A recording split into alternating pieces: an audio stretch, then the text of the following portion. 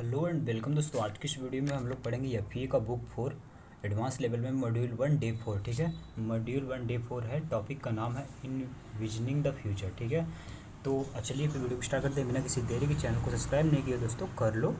ठीक है, और क्योंकि इस पर आपका एफईए का पूरा कराया जाएगा। ये एडवांस लेवल का स्टार्टिंग से भी हम स्टार्ट करने वाले हैं इस पर एफईए का। सभी एफईए से रिलेटेड कुछ भी आपको पूछना हो आप कमेंट बॉक्स से कमेंट कर सकते हैं। कुछ कोई भी टॉपिक दिक्कत हो कमेंट बॉक्स में कमेंट कर दीजिए। आप हम टेलीग्राम पे आपको पीडीएफ मिल जाएगा और इंस्टाग्राम पे आपको सभी चीज़ का सोल्यूशन मिल जाएगा, तो आप जुड़ सकते हैं हमसे। ठीक है, देखिए दिया है लेसन ऑब्जेक्टिव। लेसन ऑब्जेक्टिव का मतलब हम लोग जानते हैं, लेसन ऑब्जेक्टिव मतलब कुछ होता नहीं है।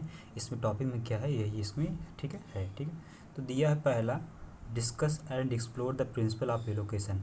मतलब आपको समझना है जो एलोकेशन होता है। एलोकेशन मतलब ये होता है कि किसी चीज़ को मतलब कि क्लियर बोलना। जैसे आप इंग्लिश स्पीकिंग कर रहे हो तो आपको मतलब कुछ चीज़ को फॉलो करना होता है। जैसे गेस्चर हुआ आपका, और मतलब बॉडी लैंग्वेज कैसे हुआ, आप कैसे ग्रेड कर रहे हो, मतलब आपको स्पष्ट क्लियर बोलना है। आपका सेंटेंस स्ट्रक्चर अच्छा है, प्रोनाउंसिएशन अच्छा है, और आप एक फैक्ट की तरह बोल रहे हैं, मतलब फैक्ट को लेकर बोल रहे हैं, तो आपको मतलब यही होता है एलोकेशन। ये सब चीज़ों को मिला के एलोकेशन बनता है। Clear, speak to clear, this is the elocution, you no.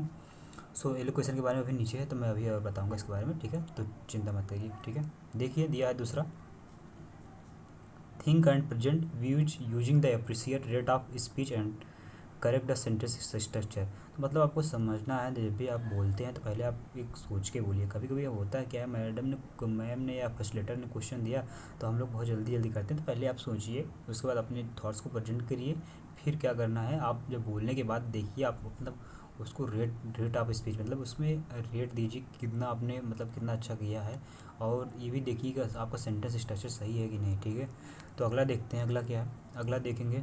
अगला दिया है practice asking question before, during and after reading. तो आपको मतलब कि जब भी आप किसी चीज़ को पढ़ते हैं तो आपको कौन सा क्वेश्चन आपको मतलब पढ़ने से पहले आपको कौन से क्वेश्चन आ रहा था, और उसके बाद फिर उसके जब बीच में आप पढ़ रहे थे तब कौन क्वेश्चन आ रहा था, पढ़ने के बाद कौन सा क्वेश्चन आ रहा था।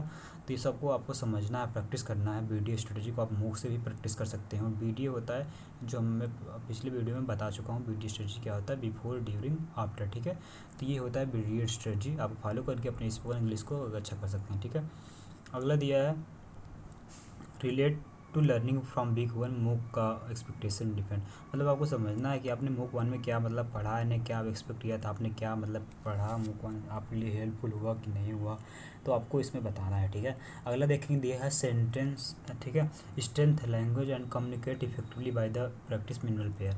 मतलब आपको समझना है जैसे कि आप मिनिमल पेयर करके अपने अपने कम्युनिकेट इफेक्टिवली पूर्वक कर सकते हैं। ठीक है, जैसे मिनिमल पेयर क्या होता है मेरे भाई, मिनिमल पेयर जैसे होता है जैसे सैड हुआ, ठीक है, सैड हुआ और सेड हुआ, तो ये हमारा मिनिमल पेयर हुआ। इस चीज़ें दोनों का जो मतलब कि मिनिमल पेयर मतलब ये को उसका साउंड जो होता है सेम ही लगता है, और मतलब उसका अर्थ अलग अलग होता है। इस सब चीज़ों को ध्यान रखते हुए हम अपने कम्युनिकेशन स्किल्स को बढ़ा सकते हैं। ठीक है, अगला देखते हैं। अगला दिया है strength language communicate effectively by practising preposition. मतलब हम प्रीपोजिशन के जरिए भी अपने लैंग्वेज को बढ़ा सकते हैं अगर हम प्रीपोजिशन का यूज़ सही जानते हैं। तो अगला देखते हैं, दिया है व्हाट इज़ द पार्ट भी दिया है व्हाट इज़ एलोकेशन। तो मतलब अभी भी मैंने बताया कि जब भी हम किसी चीज़ को क्लियर पूर्वक बोलते हैं, देखिए दिया है the dictionary defines elocution as skilled expressive speech without distinct pronunciation and articulation. मतलब आपको मतलब कि ये है कि जैसे आप एक अच्छा मतलब स्पीच दे रहे हैं, उसमें आपका सभी चीज़ सही है। ठीक है, उसमें आपको सब सभी चीज़ सही है, आपका प्रोनाउंसिएशन अच्छा है, आपका क्या कहते हैं उसका, आपका सेंटेंस स्ट्रक्चर सही है, आपका ग्रीटिंग अच्छा कर रहे हैं। तो ये सब चीज़ों को मिला के हमारा एलोकेशन बनता है। ठीक है, एलोकेशन के कुछ रूल होते हैं, जैसे कि 6 रूल हैं, वॉइस एंड आर्टिकुलेशन, इन्फ्लेक्शन, ये सब चीज़ें रूल को देख करके हम एक अच्छा स्पीक कर सकते हैं। ठीक है, अगला दिया है रूल ऑफ कॉन्टेक्स्ट। ठीक है, रूल ऑफ कॉन्टेक्स्ट का मतलब क्या होता है दोस्तों, रूल ऑफ कॉन्टेक्स्ट मतलब अब एक आपको स्पीच देना रहेगा अगले अगले अगले टॉपिक में, तो आपका 2 मिनट का स्पीच रहेगा, तो इसके बारे में क्या है, उसका क्या रूल है तो आपको देखना है। जैसे rule of to be followed आपको फॉलो करना पड़ेगा। पहला दिया है each participant will be allowed to 2 minutes. मतलब सभी जो मतलब पार्टिसिपेंट्स हैं उनको मतलब को 2 मिनट तक मतलब कि बोलना ही पड़ेगा। ठीक है, यह एक मतलब कि रूल है इसका, 2 मिनट आपको बोलना पड़ेगा, जाके फ्रंट पे सभी के सामने आपको 2 मिनट को एक ही स्पीच बोलना पड़ेगा। ठीक है, तो वो स्पीच आपका चोलोटेका ब्रिज पे हो जाएगा। चोलोटेका ब्रिज मैं अभी बता रहा हूँ क्या है। अगला देखिए, practise as many times before you deliver speech, मतलब जब भी आप स्पीच देने जा रहे हैं तो आप कई बार प्रैक्टिस करिए। इससे आपका जो है एक अच्छा स्पीच जाने का अच्छा स्पीच जाएगा और आप मतलब एक अच्छा मतलब कॉन्टेस्ट को जी सकते हैं। ठीक है, देखिए दिया है अगला तीसरा दिया है, winning criteria will be use the allocation rubric share with rubric with student. मतलब आपको समझना है, अगर हम एलोकेशन को यूज करके, मतलब एलोकेशन रूब्रिक अभी मैं अगले टॉपिक में बताऊँ क्या होता है इसमें। मतलब ये रूल होता है एलोकेशन रूब्रिक, कुछ रूल होता है जैसे आपको फॉलो करना होता है। जैसे कि आप अब जा रहे हैं स्टेज पे, मतलब कि कहीं भी जा रहे हैं तो आपको पहले ग्रीट करना है, आपको प्रेजेंटेशन देना है, आपको अपने बारे में बताना है, उसके बाद टॉपिक बताना है। और मतलब को एक ऐसा आप करिए, आपको बॉडी लैंग्वेज अच्छा रहे, फेशियल एक्सप्रेशन अच्छा रहे, आप आज कंटेंट बनाइए।